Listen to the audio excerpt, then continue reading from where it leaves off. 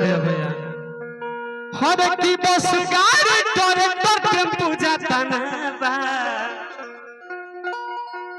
की बस गाड़ी tractor tempo जाता ना बा बाबा विश्वकर्मा जी के रचना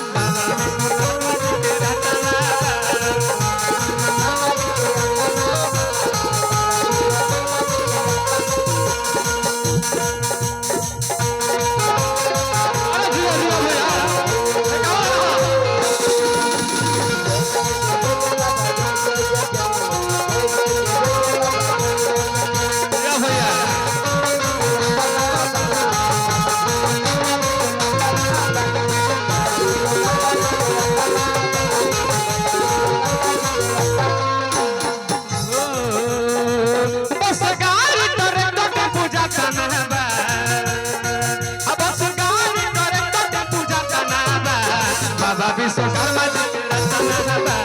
बाबा विश्वकर्मा जी के रचना बा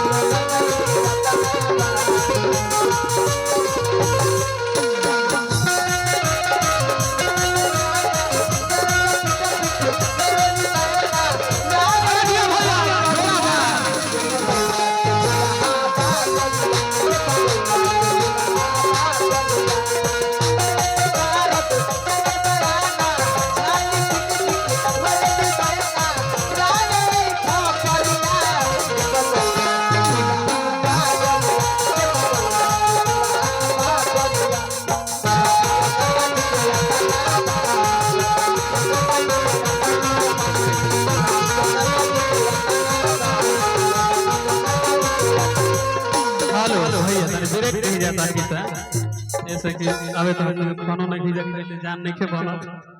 देखी हमनी के इटारी प्रखंड के लोजपा पार्टी के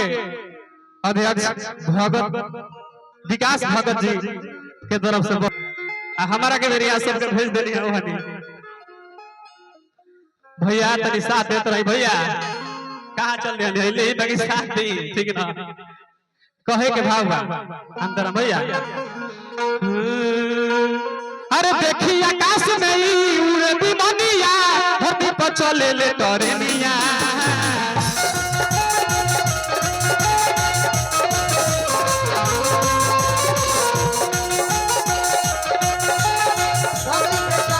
हेलो भैया हमने के बहुत बढ़िया गीतकार जो भी माने जाने बबलू बलवान जी एजा उपस्थित बानी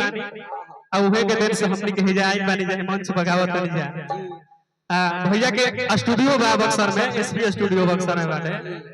भैया के स्टूडियो में एक बार सेवा देवे के बजा के जेना में हम रिकॉर्डिंग मिक्सिंग के काम करेला ठीक तो भैया हम गायक उतना बड़ना है हम ओकरा में चाय पियाई देखी कहे के बा देखी आकाश में पूरा विमानिया धरती पर चले ले टरेनिया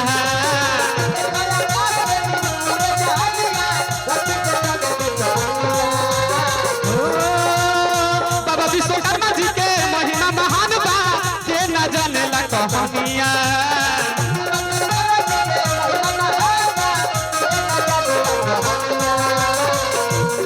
हम उस गाड़ी तरफ के पूजा करना बा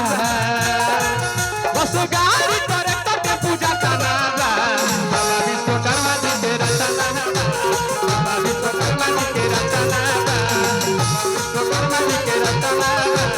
बाबा विश्वकर्मा जी के रचना बा